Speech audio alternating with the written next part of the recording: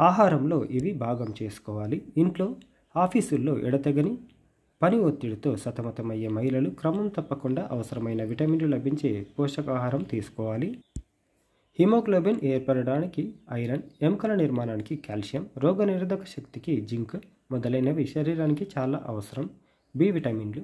వయసు పైబడుతున్న మహిళలకు రోగనిరోధక శక్తి తగ్గుతూ ఉంటుంది కాబట్టి వీళ్ళు బి విటమిన్లు అధికంగా లభించే ముదురు ఆకుపచ్చ ఆకుకూరలు, కూరగాయలు, పాలు, చేపలను తప్పనిసరిగా ఆహారంలో చేర్చుకోవాలి. అయోడిన్ అధికంగా ఉండే దానిమ్మ, పెరుగు, స్ట్రాబెర్రీ, బంగాళాదుంప వంటివి తినాలి. చేపలు, రొయ్యలు, గుడ్లు, పాల ఉత్పత్తులు, మాంసం ద్వారా కూడా అయోడిన్ని పొందవచ్చు.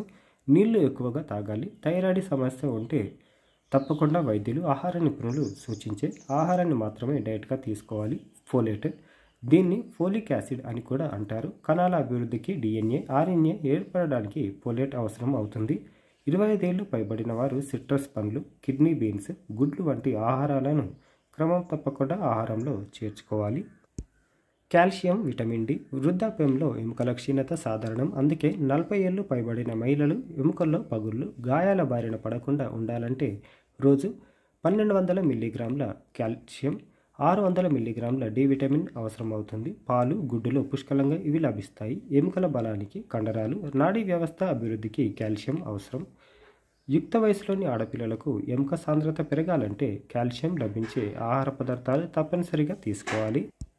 లేదంటే ఎముకల అభివృద్ధిలో లోపాలు ఏర్పడతాయి. పాల ఉత్పత్తులు, సోయా, చేపలలో కాల్షియం పుష్కలంగా ఉంటుంది.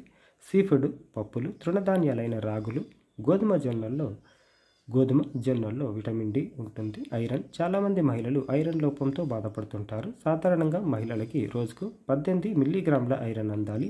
మాంసం, చేపలు, బచ్చలి కూర, గుమ్మడి గింజలు, దానిమ్మలో ఇవి పుష్కలంగా ఉంటుంది.